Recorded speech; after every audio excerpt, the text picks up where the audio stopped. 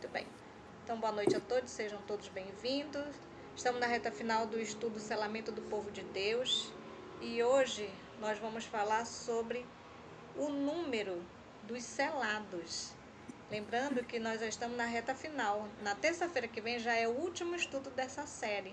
Então, quem está acompanhando, maravilha. Quem não está, os estudos estão todos gravados. Dá para você ir lá no nosso canal e assistir detalhadamente todo esse assunto. Então, eu passo a palavra ao pastor Machado, que está nos auxiliando nesse estudo. Boa noite, pastor. Seja bem-vindo.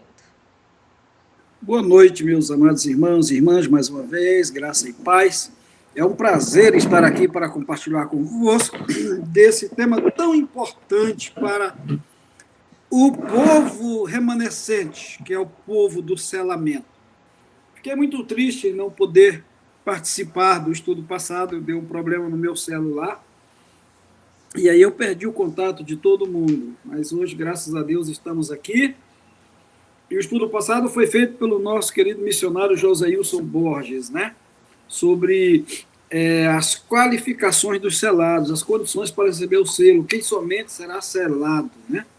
Então, olhando por essa ótica, nessa perspectiva bíblica, realmente não é fácil para receber esse selo, só mesmo pela graça de Deus, né?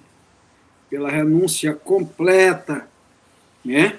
De tudo aquilo que pode nos separar de Deus. Porque o selo de Deus jamais será colocado na testa de homem ou mulher, amante do mundo, cobiçosos, né? Indiferentes.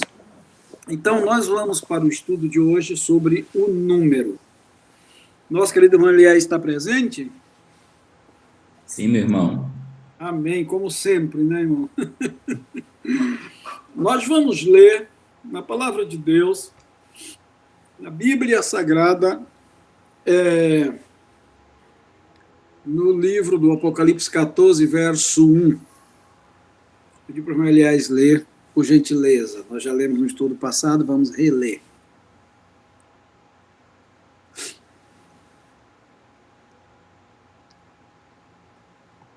Apocalipse 14, verso 1.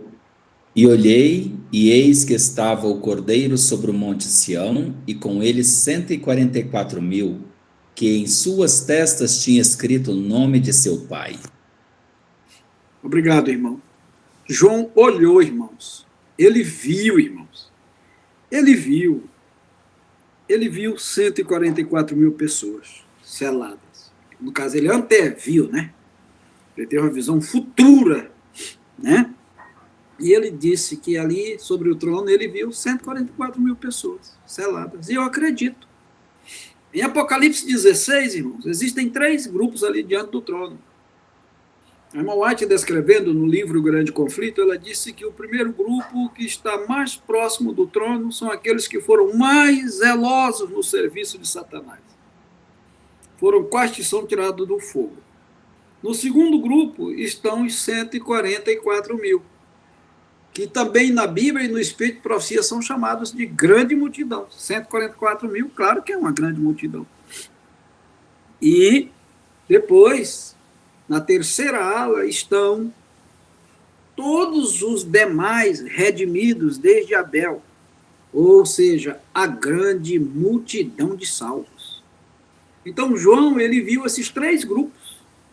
Ele viu aqueles mais próximos do trono, ele viu aquela multidão de 144.000 pessoas, que é um grupo musical, é o grande coral de 144.000 vozes, que cantam o hino do Moisés, do Cordeiro, que ninguém pode cantar senão eles, porque é o canto da sua experiência.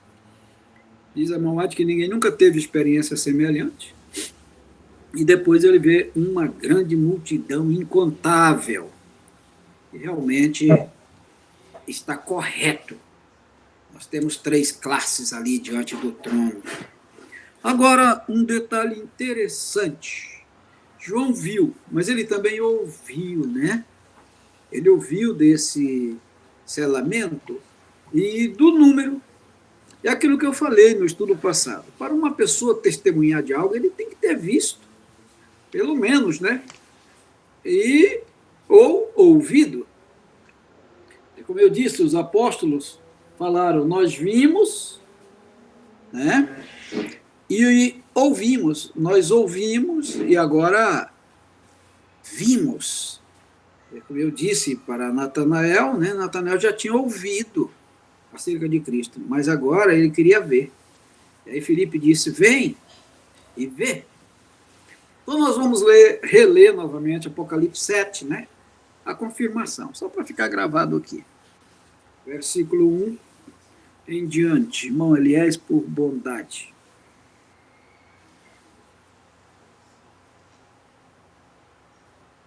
E depois dessas coisas, vi 4 anjos que estavam sobre os 4 cantos da terra, retendo os 4 ventos da terra, para que nenhum vento soprasse sobre a terra, nem sobre o mar, e nem contra árvore alguma.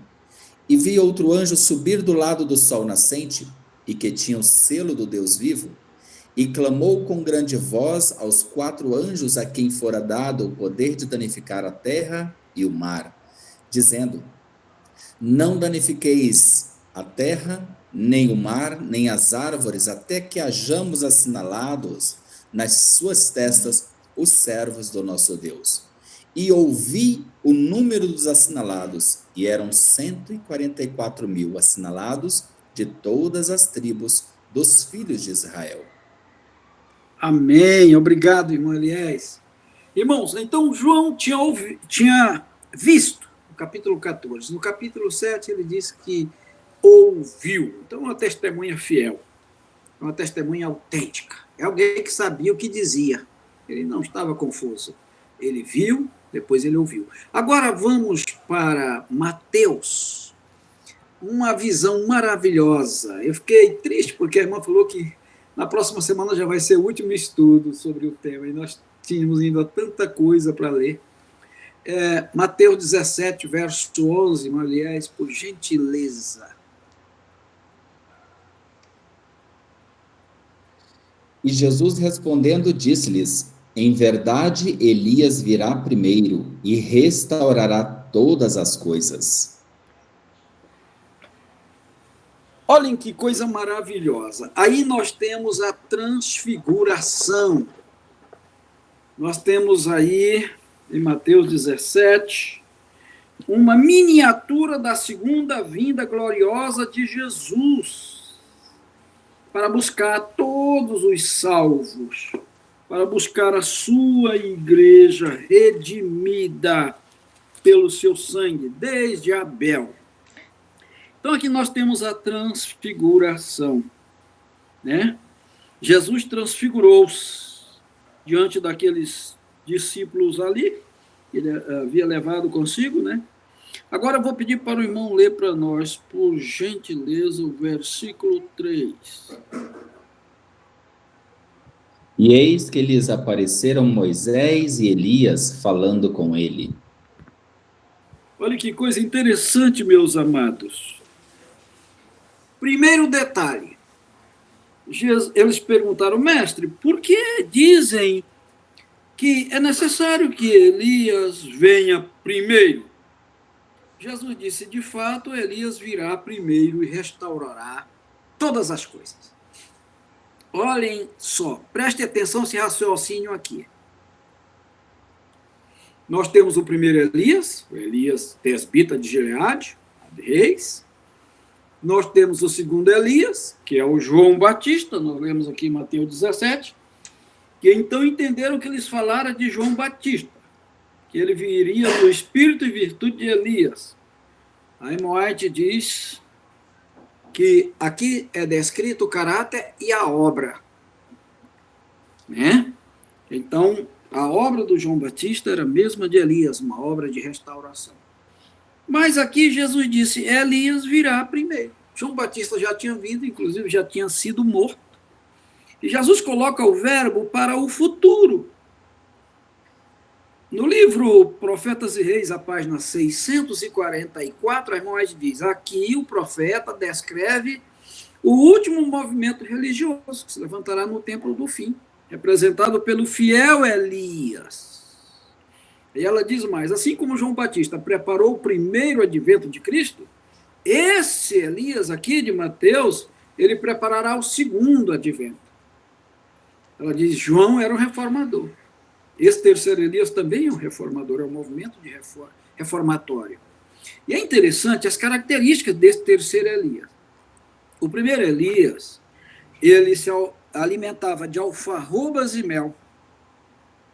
O primeiro Elias primeiro se alimentava de pão e carne, depois ele se alimentava de farinha e azeite, e na última fase, para a trasladação, ele foi alimentado pelo corvo, com pão e água.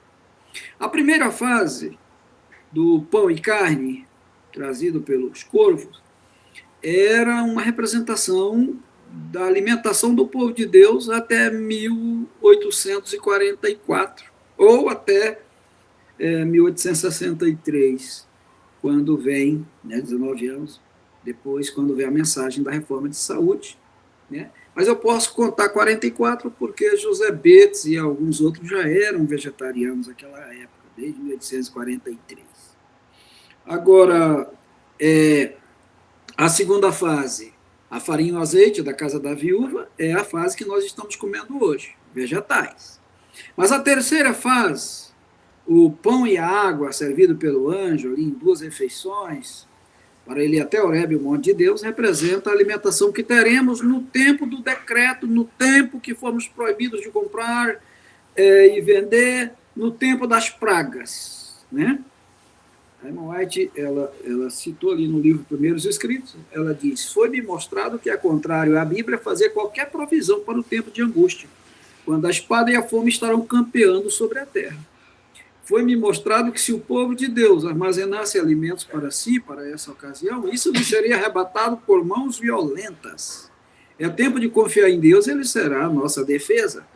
O nosso pão será dado e a nossa água será certa. Ele disse, antes que clamem, eu os ouvirei, estando eles ainda falando, eu lhes responderei.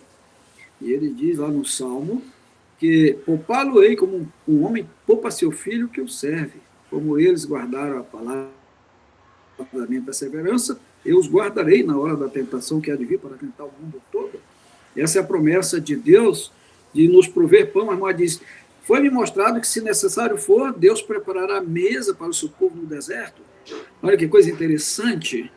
Então, esse povo, os 144 mil assinalados, é representado pelo terceiro Elias. Então, eles são vegetarianos. Portanto, uma igreja que come carne, que se alimenta de animais mortos, ela não pode fazer parte realmente, ela não pode ser a igreja remanescente, ela não pode estar recebendo o selo, porque está contra a luz, está contra a verdade. E o selo de Deus é a convicção viva da verdade na mente, que coisa alguma é capaz de apagar.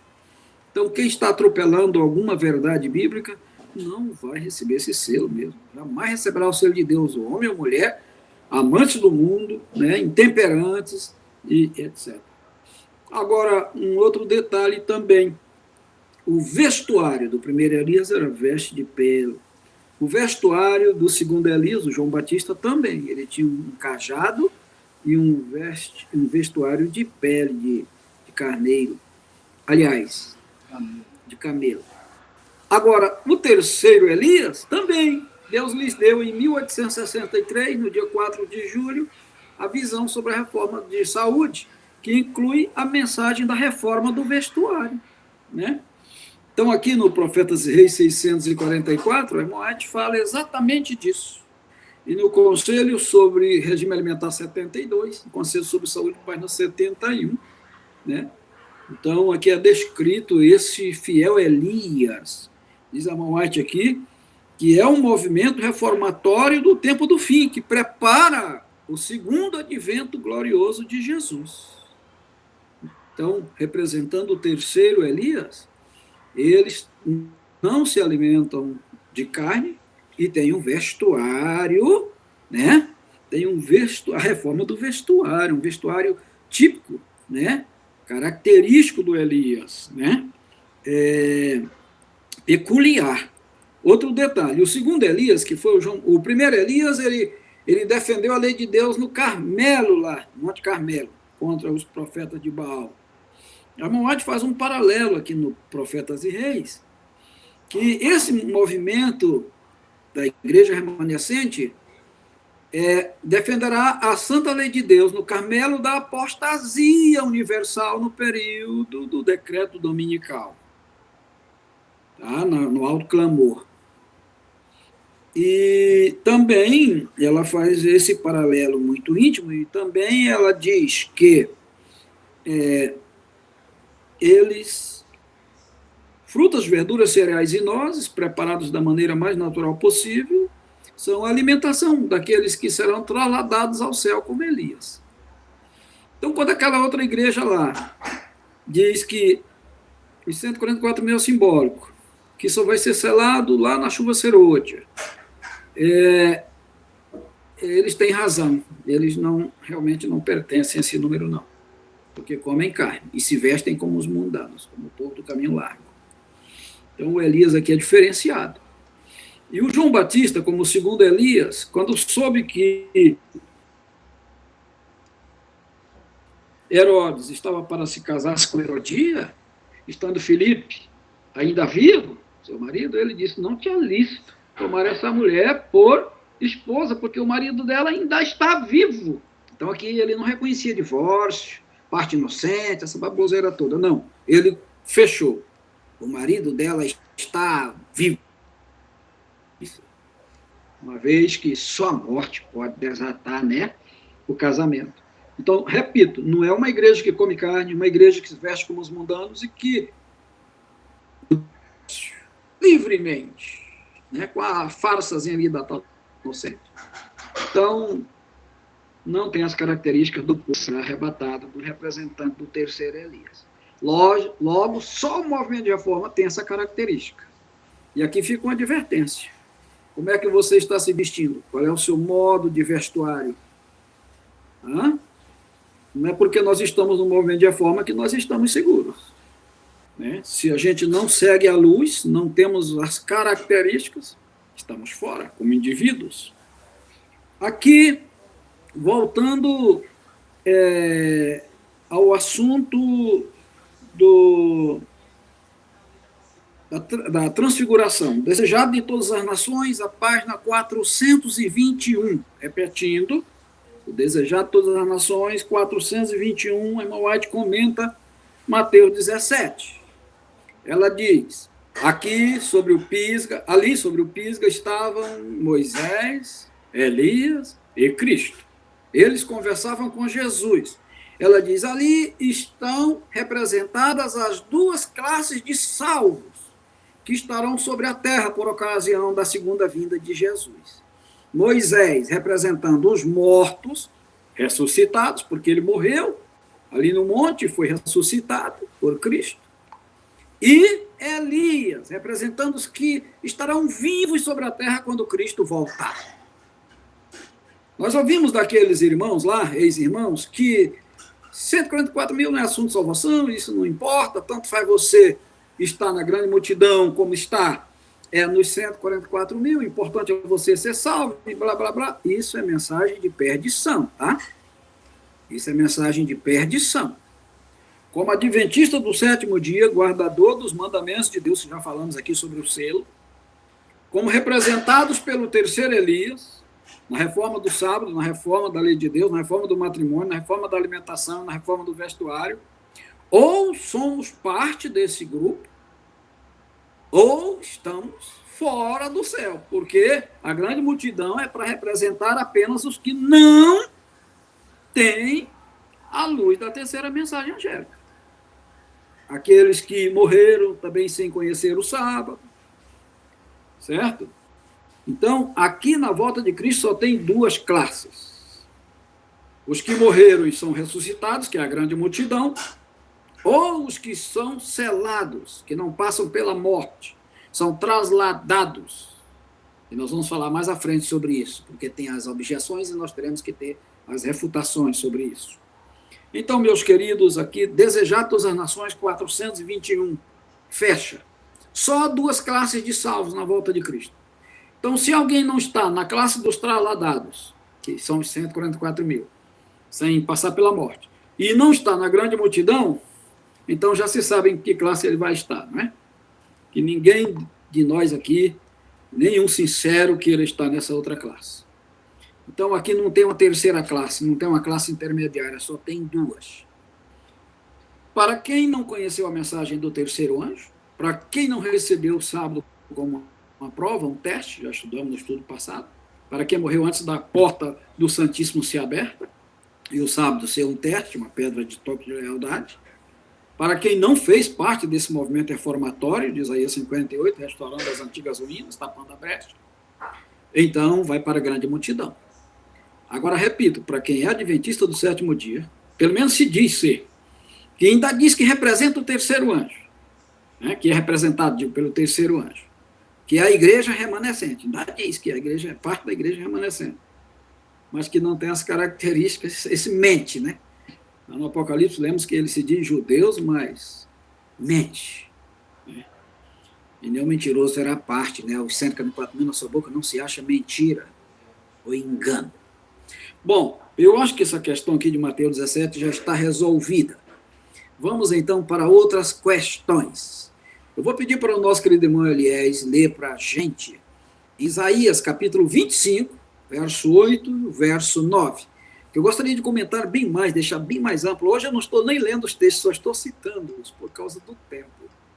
Isaías 25, 8 e 9, mas eu estou dando a referência, você pode conferir aí.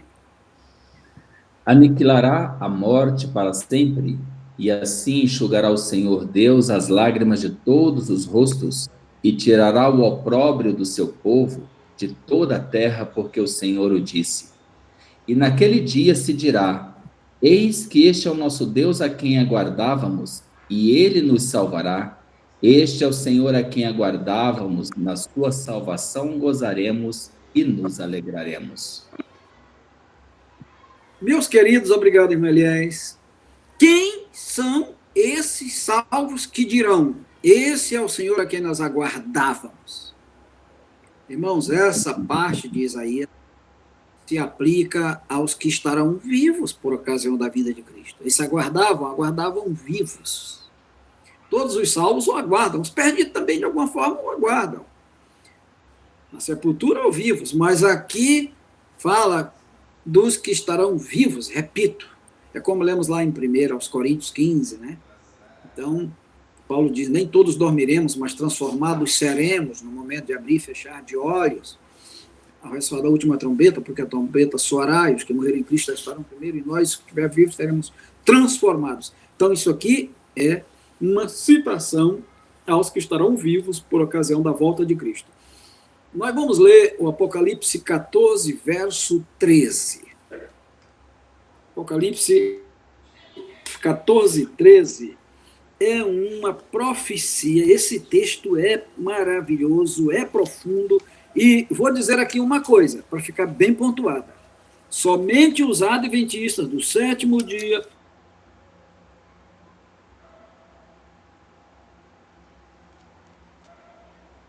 movimento de reforma explicam esse texto, em conexão com o Daniel 12:2. Somente, irmão.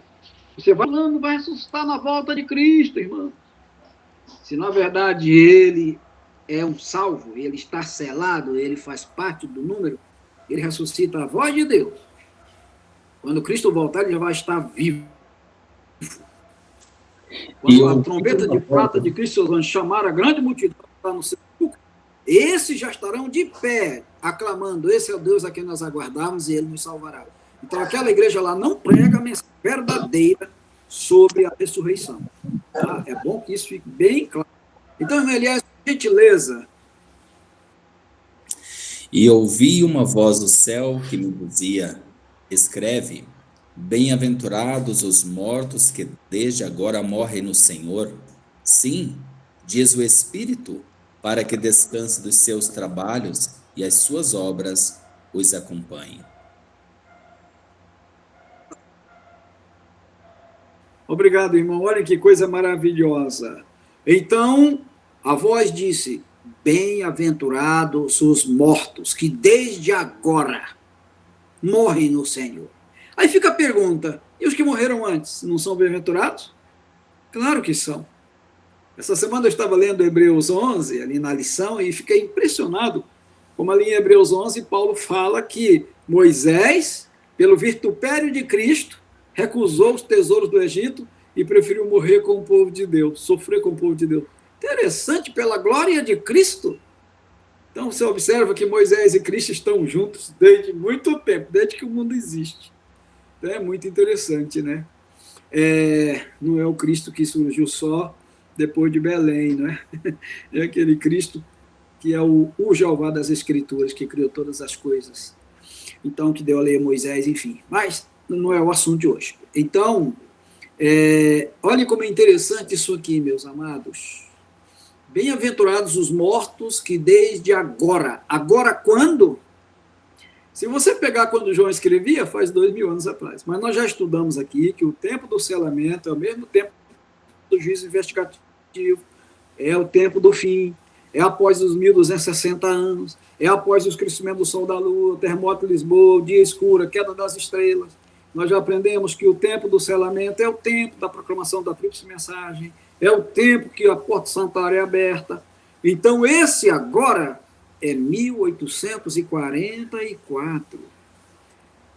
Quem morreu desde Abel em Cristo é bem-aventurado, mas quem morreu de 1844 para cá, aguardando o sábado, portanto, selado, tem uma bem-aventurança especial. E que bem-aventurança especial é essa? É a de ver Jesus voltar em glória, já ressuscitado. É diferente daqueles outros que também são bem-aventurados, mas que ainda estarão na sepultura, até que Jesus paire na nuvem dos céus com seus milhares de anjos e toquem a trombeta. Então, ao ouvir a trombeta do arcanjo, ao ressoar da trombeta do arcanjo, Miguel, que é Jesus, então eles ressurgirão de uma outra extremidade da terra. Mas quem morreu selado de 1844 para cá, ou seja, debaixo da terceira mensagem angélica, da qual o sábado é o selo, a lei de Deus é a plataforma, já falei, 130 do Testemunho Seleto. Então, meus queridos, esse tem uma bem-aventurança especial. Ele passará pelo final do tempo de angústia. Não passará pela morte do decreto. Vê Jesus descendo em glória. E como parte dos 144 mil, então vai ter muitas bem-aventuranças que os outros salvos não terão. Entrar, por exemplo, em um templo que só eles entram. Cantar um cântico, repito, que só eles cantam. Então, muitas bem-aventuranças em destaque em relação aos demais. Vamos ler Daniel 12, o verso 1 e o verso 2. Nós estamos entrando aqui no assunto da ressurreição especial. Não tem como estudar os 144 mil sem falar sobre essas duas classes de salvos. Os mortos ressuscitados, representados por Moisés, e os trasladados vivos, ou seja, representados por Elias, não é? Os 144 mil. Não tem como. Então, aquele pessoal lá, daquela outra igreja, eles não conseguem explicar esse assunto aqui, das duas ressurreições. Eles não conseguem explicar Daniel 12, 2. Conexão com Apocalipse 14 e 13. Porque você só pode pregar isso aqui se você for convencido de que o selamento realmente começou em 1844. Então, aliás, por gentileza. E naquele tempo se levantará Miguel, o grande príncipe que se levanta a favor dos filhos do teu povo, e haverá um tempo de angústia qual nunca houve, desde que houve nação até aquele tempo. Mas naquele tempo livrar-se-á o teu povo, todo aquele que for achado escrito no livro. E muitos os que dormem no pó da terra ressuscitarão, uns para a vida eterna, e outros para a vergonha e desprezo eterno. Obrigado, meu querido irmão. Então aí o profeta Daniel, ele vê e fala de duas ressurreições. Ele fala aí da ressurreição especial, como nós chamamos, ou parcial. Por quê? Porque não é a ressurreição de todos os salvos, é apenas de muitos. E outro detalhe, nela, ela é uma ressurreição mista. Ressuscitam pessoas para a vida eterna e pessoas para morte e condenação eterna. Por quê? Porque Jesus disse aos seus algozes ali, quando perguntado, tu és o Filho de Deus, ele disse, na verdade, eu sou. E vereis em breve o Filho do Homem descendo nas nuvens dos céus com poder e grande glória. Olha que coisa interessante. E lá no Apocalipse nós lemos que todo olho o verá, até mesmo aqueles que o traspassaram. Então, aqueles elementos, os mais algozes inimigos de Cristo e os maiores inimigos da verdade, eles ressuscitarão nessa ressurreição. Podemos incluir aqui Anás, Caifás, Pilatos, Herodes, toda aquela turma lá, né? Vão ressuscitar naquela ressurreição de Daniel 12:2, a ressurreição especial, a ressurreição dos muitos, a ressurreição mista, a ressurreição de duas classes, salvos e perdidos. Aqueles elementos vão morrer 3 vezes. Eles já morreram, ressuscitam pela voz de Deus, que será semelhante a um grande trovão ou um terremoto, conforme está registrado aqui em Apocalipse, no livro do Apocalipse. E agora o que acontece? Morrem de novo e depois dos 1000 anos ressuscitam para a condenação eterna, para a morte eterna. Vão morrer 3 vezes. Mas, repito, só quem prega a ressurreição especial pode explicar esse tema. Só quem crê que os 144.000 são selados a partir da terceira mensagem, a partir da abertura daquela porta, a partir de 1844, pode dar esse estudo aqui. Isso aqui faz toda a diferença entre o movimento de reforma e os falsos movimentos. Então, um detalhe interessante aqui, há aqui uma ressurreição especial, a ressurreição daqueles que desde agora, ou seja, desde 1844, morrem em Cristo. Eu vou dar agora as referências. Meditação, Sinais dos Tempos, a página 228. É o mesmo texto do Mensagens Escolhidas, volume 2, a página 263. Aqui a irmã White descreve sobre uma irmã, a irmã Hattis, não sei se o nome é esse, mas está aí, que ela disse, quando fui informada da morte da sua esposa, falando para o marido, pouco pude acreditar. Ela disse, nada temos que lamentar quanto à sua perda, a não ser o fato de ficarmos privados de sua companhia. O Senhor me mostrou que ela está selada. Ela foi selada e estará com os 144.000. Repetindo, para nós aí que às vezes não temos o Mensagem Escolhidas, Meditação Sinais dos Tempos, a página 228. Mensagem Escolhida, volume 2, 263. Certo? Então, a irmã White descreveu uma outra senhora também, e inclusive essa irmã aqui, como já estando seladas, e, portanto, incluídas no Apocalipse 14:13. Essa é a bem-aventurança especial. A profetisa disse, nada temos que lamentar, a não ser o ficarmos privados de sua companhia. O Senhor mostrou que ela foi selada, e que ela estará com os 144.000. Então, diante desse texto aqui, não tem como negar que o selamento já tinha começado. Não há de escrever isso aqui no século XIX.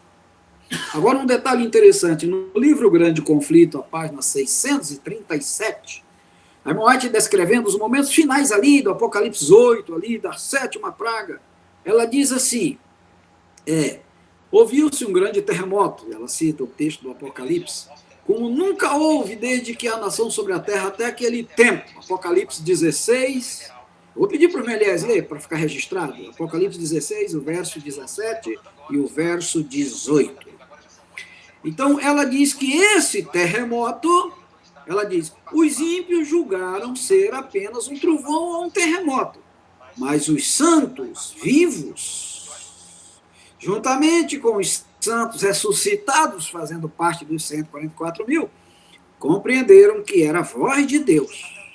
A voz de Deus semelhante ao som de muitas águas, a qual chamava os santos que dormiam no pó.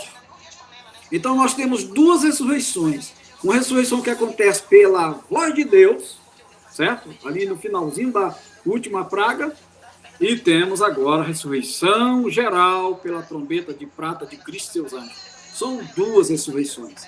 Inclusive, os que ressuscitam na ressurreição especial, eles ressuscitam glorificados para ouvirem o concerto de paz que Deus há de fazer com os que guardaram a sua lei. Tá? O grande conflito, a página 636, e Primeiros Escritos de Ellen White, a página 285. Ela diz: logo ouvimos a voz de Deus semelhante ao som de muitas águas, na qual Deus anunciava o dia e a hora da vinda de Jesus. E aqui, só para pegar um gancho, tem um povinho aí, estão ali por Brasília, alguns por aqui, que diz que já sabem o dia e a hora da volta de Cristo, que só não sabem as virgens loucas. Eles são as virgens prudentes, então eles já sabem. Eles estão bastante adiantados, né? Porque os salvos só vão saber nessa hora aqui, mesmo os que estiverem vivos, tá? Então, leia, aliás, por gentileza, Apocalipse 16, o verso 17 e 18. E o sétimo anjo derramou a sua taça no ar, e saiu grande voz do templo do céu, do trono, dizendo: está feito. E houve vozes e trovões e relâmpagos, e um grande terremoto como nunca tinha havido desde que há homens sobre a terra. Tal foi este tão grande terremoto. Então, obrigado, irmão Ellen White, comentando esse texto. Repito, Grande Conflito, 636, Primeiro Escrito, 285. Ela diz que esse terremoto vai abrir as sepulturas, essa voz vai entrar nos ouvidos de todos aqueles que aguardam no pó, assinalados. Interessante, no livro Primeiros Escritos, eu acho bonito o texto, eu coloquei os dois, porque lá diz: todos aqueles que morreram na fé da mensagem do terceiro anjo, guardando o sábado, faz essa distinção, dá esse destaque, guardando o sábado, saem do túmulo glorificados, para ouvirem o concerto de paz que Deus há de fazer com os que guardaram a sua lei. Esses santos vivos, em número de 144 mil. Por quê? Porque juntam-se os que morreram selados, ressuscitam a voz de Deus, com os que estão vivos. E agora está aí o número. Ela descreveu como um quadrado perfeito. Nós vamos ver isso no estudo futuro, no final do mês. Um quadrado perfeito, 12 companhias. Interessante, meus irmãos. Hoje eu quero fechar aqui com a questão do entre e com. São 9h36, quero ver se a gente chega lá. Mas aqui fica claro. Quem morre selado debaixo da mensagem do terceiro anjo, guardando o sábado, desde que a porta do Santíssimo se abriu. Quem é adventista do sétimo dia, e eu acrescento o movimento de reforma, porque é quem crê nessa doutrina, nessa verdade, ressuscitará nessa hora, embora tenha morrido. Por isso, é um bem-aventurado. Igual a irmã Hartins lá. Vai ressuscitar nessa hora aqui pela voz de Deus. Vai completar o número dos que estão hoje vivos, dos que são alcançados no alto clamor, né? Então, eles completam o número. Isso aqui é maravilhoso. Por isso, João viu e ouviu desse número. Agora, nós vamos aqui para alguns detalhes importantes desse tema. A gente procura esclarecer bem. Primeiros Escritos, a página 258. Aqui fala sobre Guilherme Miller. Representou o primeiro anjo.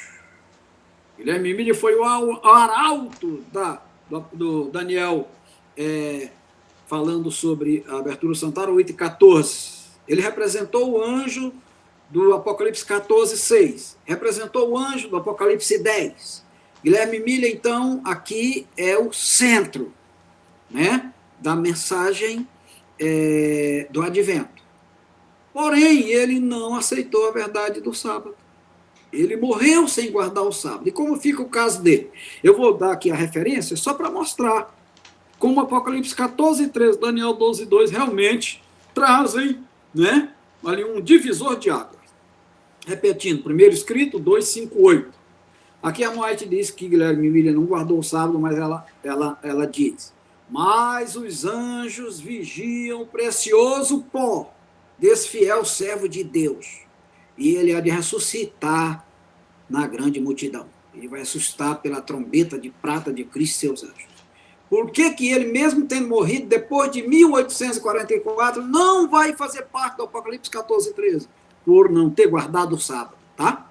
Primeiro escrito, 258. Então ele vai para a grande multidão. Ele não recebeu a terceira mensagem, recebeu só a primeira. né? Não recebeu a tríplice. Então, não é selado.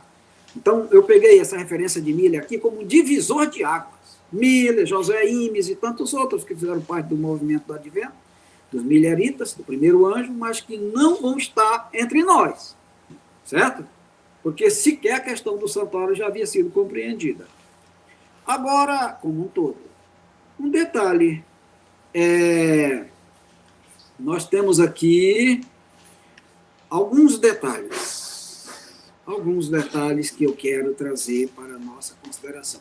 Eu já citei, vou repetir aqui, 1 Coríntios 15, 51 e 52, né? Então, aqui Paulo fala de duas classes de salvos, aqueles que ressuscitam e os que estão vivos, né? Apocalipse 15, verso 2 e o verso 3, vou pedir para o meu Eliés ler, só para ficar mais claro, agora são 9h40, dá tempo ainda. Apocalipse 15, 2 e 3. Por gentileza, irmão Eliés.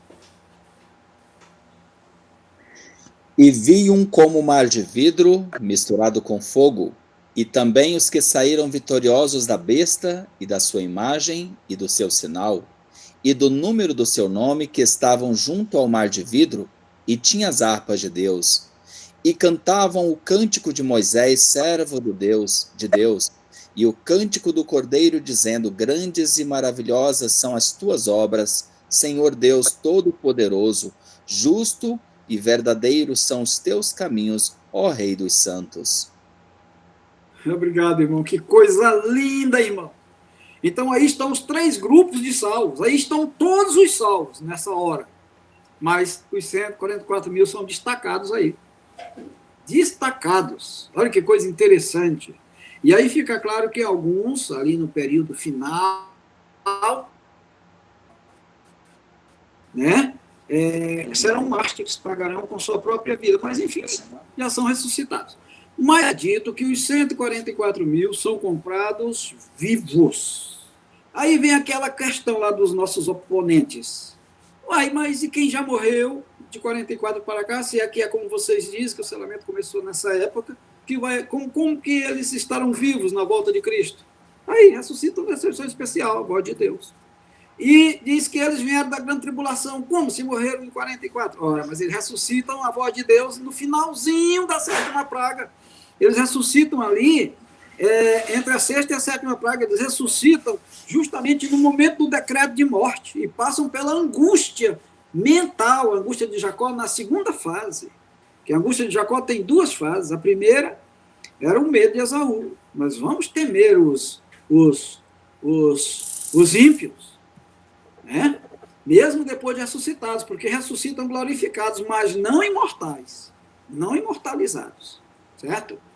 Ainda vão chorar, Deus vai limpar as lágrimas. Agora, uma coisa, o toque da imortalidade só diretamente de Cristo, né? É uma segunda etapa. E como ressuscitam glorificados, mas mortais, passam pela angústia mental. Qual é a angústia mental? O medo de algum pecado não confessado ainda. Eles estarão sem um mediador no santuário. Será muito, muito grande essa angústia. E a profetisa diz que eles clamarão dia e noite por livramento, nessa hora tão crucial, nessa hora tão difícil. Então, por ressuscitarem ali no finalzinho, eles passam pelo tempo de angústia. Vivos, né, porque já ressuscitaram na ressurreição especial, passam pela angústia de Jacó na última fase mais séria, que é com Deus. E aí, o que acontece? Deus não os considera como se tivessem morrido. Eles são considerados como se nunca tivessem morrido. Por quê? Como indivíduos, alguns morreram, mas como um povo, como os 144 mil, como os assinalados, como os que são comprados vivos, eles não morrem. Eles não morrem a morte do decreto. Eu vou citar Atos dos Apóstolos, de Ellen White, a página 590. Atos dos Apóstolos, a página 590. Diz aqui a serva do Senhor. João, em santa visão, contemplou o triunfo final da igreja remanescente de Deus, Disse ele, olhei e eis o cordeiro sobre o monte de Sião, e com ele os 144.000 que foram comprados da terra. Esses são os que não se macularam com mulher. Isso aqui é a versão atualizada.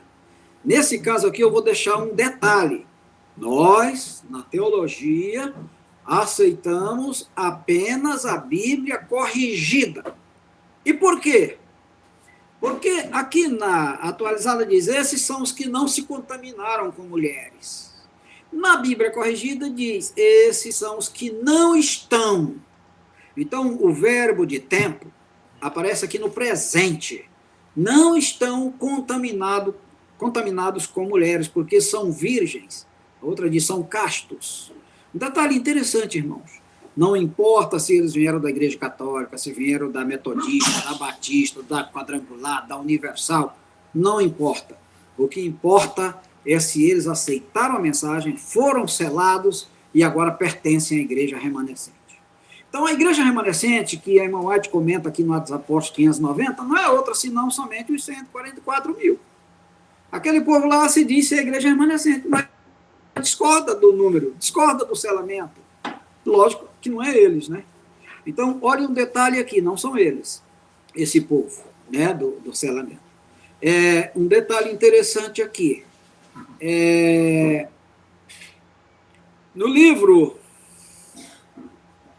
Primeiros Escritos, a página 283, lemos: Satanás desejava ter o privilégio de matá-los, certo?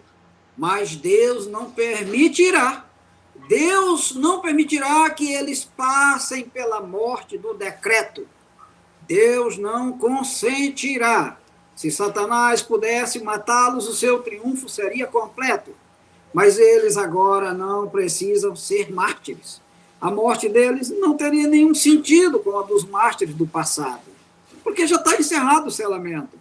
Então, diz aqui Ellen White, à meia-noite o sol nasce e agora o que acontece?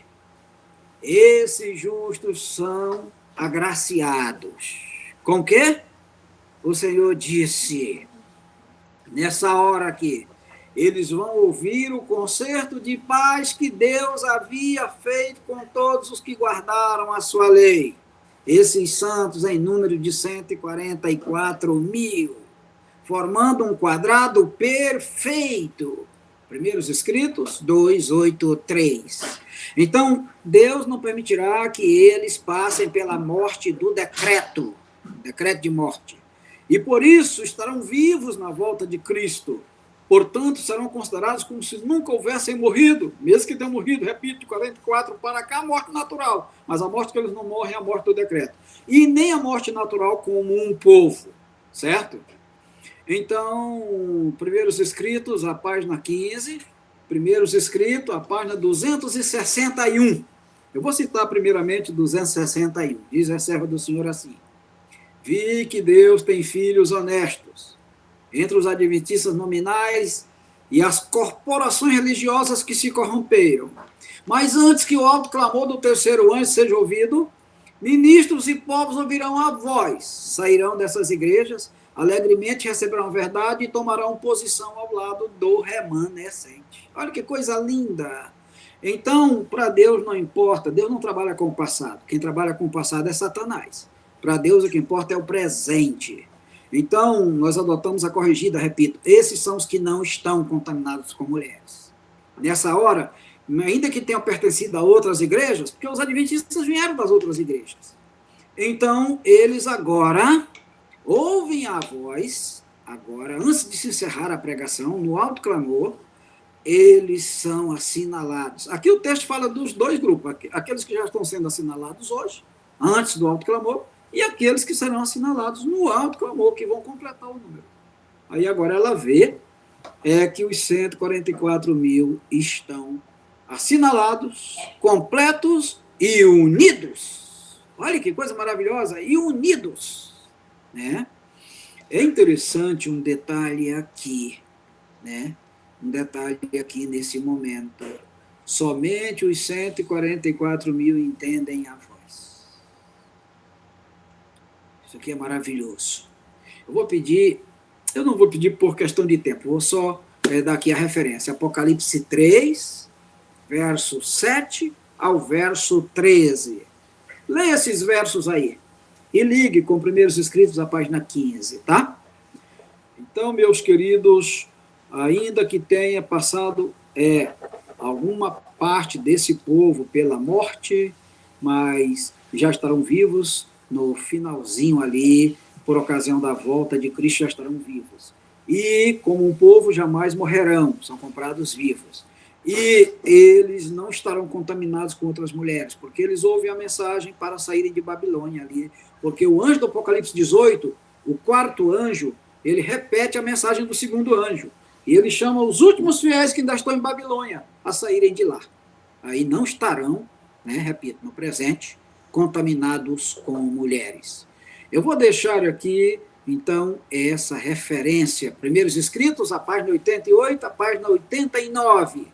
Aqui a profetisa diz que o terceiro anjo estava selando. Já em 1844 ele tinha começado o selamento. E agora, nesse momento, o selamento se encerra. Se encerra. Aí a profetisa disse, eu vi que o número tinha se completado. Se ele não fosse literal, não se completaria. E ela disse, nessa hora um anjo sobe ao céu e diz, os 144 mil estão todos selados, unidos, o número dos seus súditos se completou. Eu tenho dito, se fosse simbólico, então não se completaria nunca. Meus queridos, aqueles oponentes dizem, não, mas o Apocalipse é simbólico, o anjo é simbólico, o selo é simbólico. Aí eu tenho dito, mas as pragas serão literais, prepare os coros. Então, você tem que saber o que é simbólico e o que é literal no Apocalipse, né? Inclusive, repito, o número aqui é dito, alguém viu e ouviu, aquele homem aqui, um senhor revelou, e ele disse que são realmente 144 mil. O nosso tempo está se esgotando, já são 9h50, não vai dar para a gente aprofundar mais, mas vamos ter mais um encontro ainda e a gente espera fechar, né, com chave de ouro, a questão ali do templo. Eu já vou pegar da parte da ressurreição para frente, já a ascensão ao céu, tá? Agora, vou trabalhar a questão também que não é assunto de salvação, né? Vou pegar a Sinais dos Tempos 229 no próximo estudo, né? Vou pegar a questão do está entre ou está com, se faz parte ou não faz, pegando João 20, 24, pegando Marcos 16 e 7, e tantos outros exemplos para mostrar que em relação à teologia bíblica, estar entre ou estar com significa fazer parte, porque Tomé, um dos 12, não estava com eles quando viu o Senhor. Então eram só 11, e Judas tinha morrido, então eram só 10, ainda é chamado os 12. Mas isso aqui vai ficar para o próximo estudo, é só para esclarecer, tirar dúvida, né?